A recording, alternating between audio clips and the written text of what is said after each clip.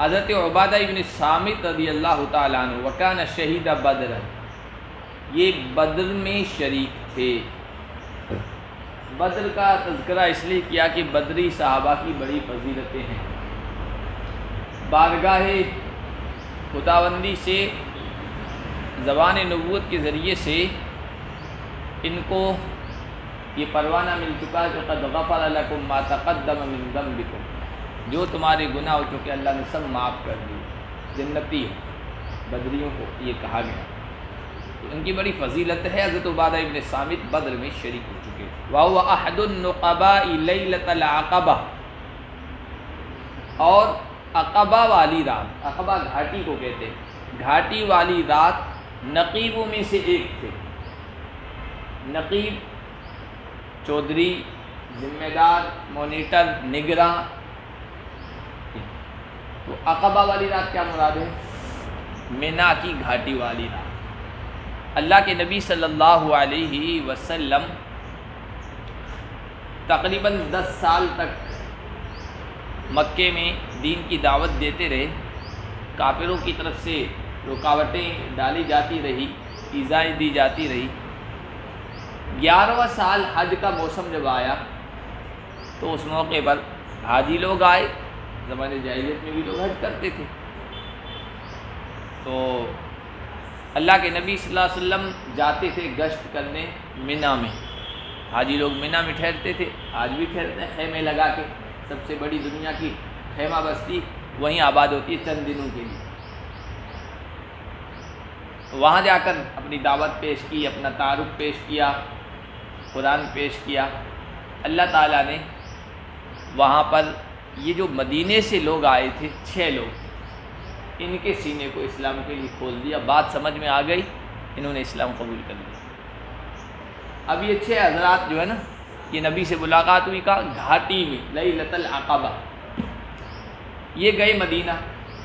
اللہ کے نبی صلی اللہ علیہ وسلم نے ان کے ساتھ دین سکھانے کے لیے حضرت مصعب بن عمیر کو اور عبداللہ بن مکتوم کو، ان 2 حضرات کو بھیجا۔ اب جب واپس گئے ہیں تو واپس جانے کے بعد جہاں بیٹھتے ہیں، جس سے ملاقات ہوتی ہے، نبی کا چرچا، قرآن کا تذکرہ، گھر گھر میں مدینے کے نبی کا تذکرہ ہونے لگا، اور مدینے والوں کی بڑی تعداد مشرف اسلام ہونے لگی۔ دوسرا سال حج کا موسم آیا 12 نبوت کو، تو یہ 12 لوگ آئے، پہلے 6 تھے، اب 12 لوگ آئے۔ اللہ کے نبی صلی اللہ علیہ وسلم کے ہاتھ پر بیعت کی۔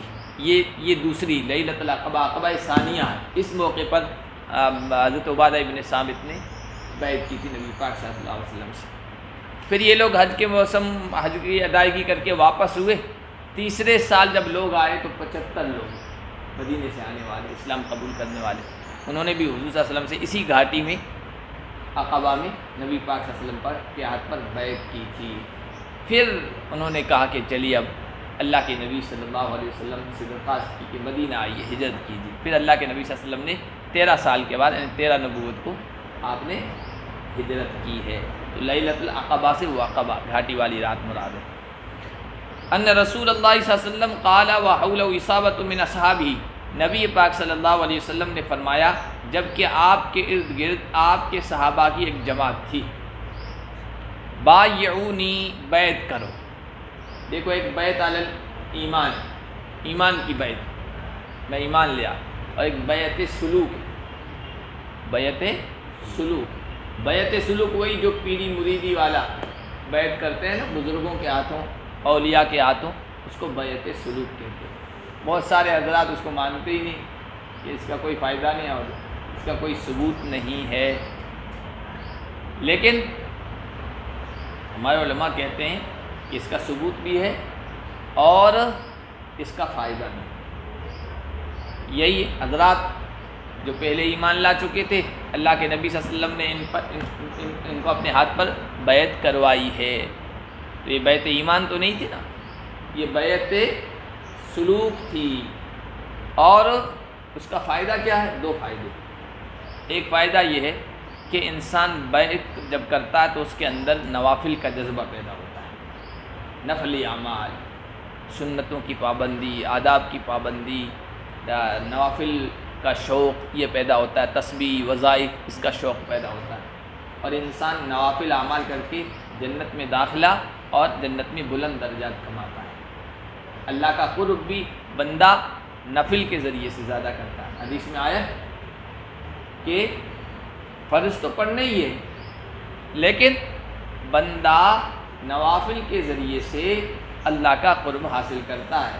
اللہ خود فرماتے ہیں کہ میں نوافل کے ذریعے سے بندے کے زیادہ قریب ہوتا ہوں، اور وہ جتنے زیادہ اس میں کثرت کرتا ہے تو میں بھی قرب میں زیادتی کرتا ہوں، اضافہ کرتا ہوں، یہاں تک کہ کنت سمعہ الذی یسمع بہ وبصرہ الذی یبصر بہ، میں اس کی آنکھ بنتا ہوں جس کے ذریعے سے وہ دیکھتا ہے، اور اس کا کان بنتا ہوں جس کے ذریعے سے وہ سنتا ہے، اس کا قدم بنتا ہوں جس کے ذریعے سے وہ چلتا ہے۔ نوافل کی وجہ سے جنت کے بلند درجات بھی ملتے ہیں۔ دوسرا فائدہ یہ ہوتا ہے کہ انسان، بھائی دیکھو کسی پیر کے ہاتھ پر بیعت سلوک کرنا ہم کوئی ضروری نہیں سمجھتے ہیں کہ ضروری ہے، لیکن ثبوت تو ہے اس کا فائدہ بھی۔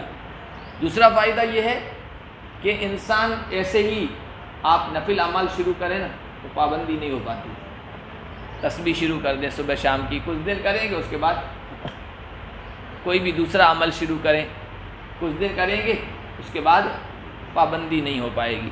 لیکن جو آدمی کسی انسان کے ہاتھ پر بیعت ہو جاتا ہے، اپنے آپ کو کسی کا حوالے کر دیتا ہے، تو پھر اس کے اندر یہ چیز پیدا ہو جاتی ہے کہ جو ہدایات اس کو ملتی رہتی ہے نا اس کی پابندی کرتا ہے۔ جو لوگ بیعت ہیں بزرگوں سے دیکھو تسبیح کی روزانہ صبح شام پابندی کریں گے، جو نہیں ہیں وہ کبھی کر لیں گے کبھی نہیں کریں گے، تو یہ چیز مزاج میں آ جاتی ہے، اس کا فائدہ ہے۔ آپ نے کس چیز پر بیعت کی تھی؟ بایعونی علی اللہ تشرکوا باللہ شیئا، مجھ سے بیعت کرو اس بات پر کہ اللہ کے ساتھ کسی کو شریک نہیں ٹھہراؤ گے۔ ایک ہے شرک اکبر، بڑا شرک، جس کو شرک جلی بھی کہتے ہیں، کھلا ہوا شرک، اللہ کی ذات صفات میں کسی کو شریک کرنا، اور ایک ہے شرک اصغر، شرک اصغر چھوٹا شرک، اور ریا نمود وغیرہ اس کو بھی شرک کہا گیا، الریا و شرک۔ تو مجھ سے اس بات پر بیعت کرو کہ اللہ کے ساتھ کسی کو شریک نہیں ٹھہراؤ۔ ولا تسرقوا، دوسری بات جس پر بیعت لی کہ چوری نہیں کرو۔ لوگوں کے بعض لوگوں کا مزاج بن جاتا ہے غلط طریقوں سے، غیر شریفانہ طریقوں سے مال کمانا، ان میں چوری بھی، ڈاکہ زنی بھی، لوٹ مار ہے۔ عربوں میں یہ چیز تھی، اس لیے خصوصی طور پر کہا چوری نہیں کرو گے۔ ولا تزنوا، زناکاری نہیں کرو گے۔ زناکاری عام تھی، جیسے آج کل یورپ میں عام ہے نا، کوئی قانونی جرم نہیں سمجھا جاتا ہے، اگر کوئی مرد کوئی عورت خوشی سے تعلقات قائم کر لیں اس کو جرم ہی نہیں سمجھا جاتا ہے، تو زنا کہتے ہی نہیں اس کو۔ تو عربوں میں زنا کی کثرت تھی، خصوصی طور پر کہا زنا نہیں کرو گے، بدکاری نہیں کرو گے۔ ولا تقتلوا اولادکم، اپنی اولاد کو قتل نہیں کرو گے۔ اولاد کو دو وجہ سے قتل کرتے تھے، لڑکوں کو قتل کرتے تھے کہ ان کو کھلائیں گے پلائیں گے کیسے، بچے زیادہ ہو گئے کھلائیں گے کیسے۔ لڑکیوں کو قتل کرتے تھے، اور بھی بعض قبائل اس وجہ سے کہ آر محسوس کرتے ہمارے گھر میں داماد بن کے آئے گا کوئی، شرم کی بات ہوگی۔ حالانکہ خود دوسروں کی بیٹیوں کو اپنے گھر میں بسائے ہوتے تو اس میں کوئی شرم نہیں آتی ہے نا، بھائی ان کی بیویاں بھی تو کسی کی بیٹیاں ہیں۔ بہرحال شرم محسوس کرتے تھے، اس لیے بچیوں کو قتل کر دیتے تھے۔ تو کہا کہ اولاد کو قتل نہیں کرو گے۔ ولا تأتوا ببہتان تفترونہ بین ایدیکم وارجلکم، اور کوئی الزام کوئی بہتان نہیں لاؤ گے جس کو تم گھڑ لو اپنے پیروں اور اپنے ہاتھوں کے درمیان۔ کیا مطلب؟ کوئی عورت ہے شادی شدہ ہے، اس نے زنا کر لیا، اس سے حمل ٹھہر گیا، وہ کہہ رہی ہے یہ شوہر کا ہی ہے، تو یہ بچہ ہے کسی اور کا لیکن شوہر کی طرف منسوب کر رہی ہے۔ اسی طرح اس کی اور بھی کوئی شکلیں ہو سکتی ہیں۔ کوئی بچہ پڑا ہوا تھا، لقیط تھا، اس کو اٹھا لیا، لا کر گھر لایا، اس کو پالا پوسا، اس کا کہہ رہا ہے میرا ہی بیٹا ہے۔ اسپتالوں میں ایسا ہوتا ہے، نرسوں سے وہ میاں بیوی جن کے بچے ہوتے ہی نہیں نرسوں سے بات کر لیتے ہیں، پیسے دے دیتے ہیں، کسی کا بچہ اٹھا کے ہمیں دے دینا، یا جس کی بچیاں ہی بچیاں لڑکا ہے ہی نہیں، نرسوں سے بات ہوگی پیسے دے دیے کہ کسی کا لڑکا ہو تو اٹھا کے غائب کر لینا، ہمیں دے دینا، ہمیں لڑکا چاہیے، تبدیل کر دیا ہے نا، اس طرح کے واقعات ہوتے ہیں۔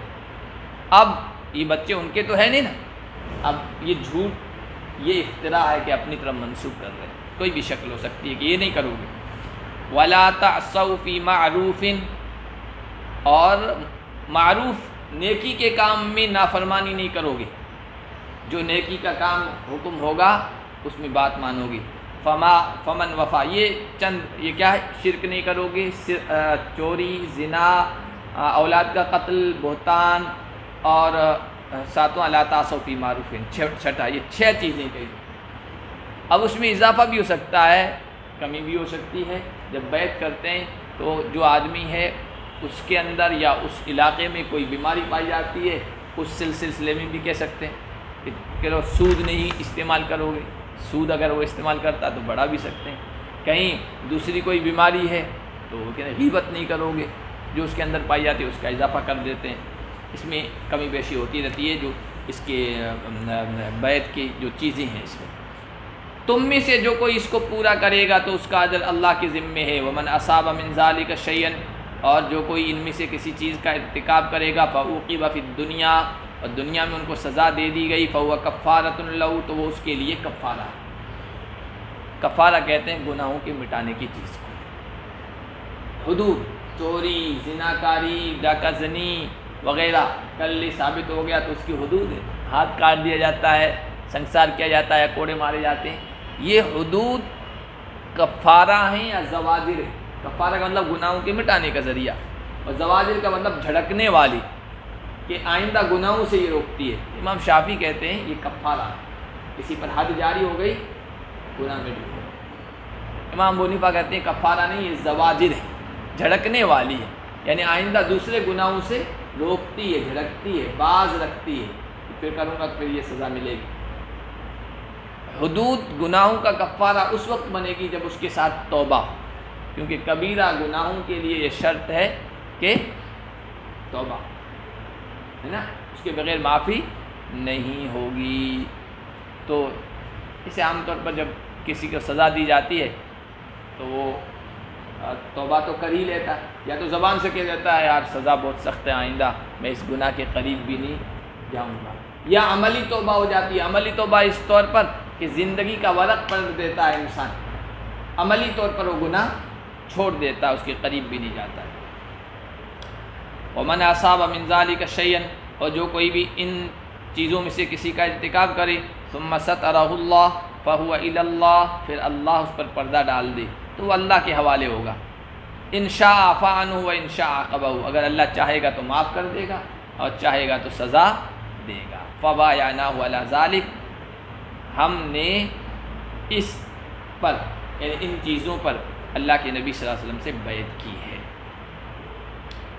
چلیے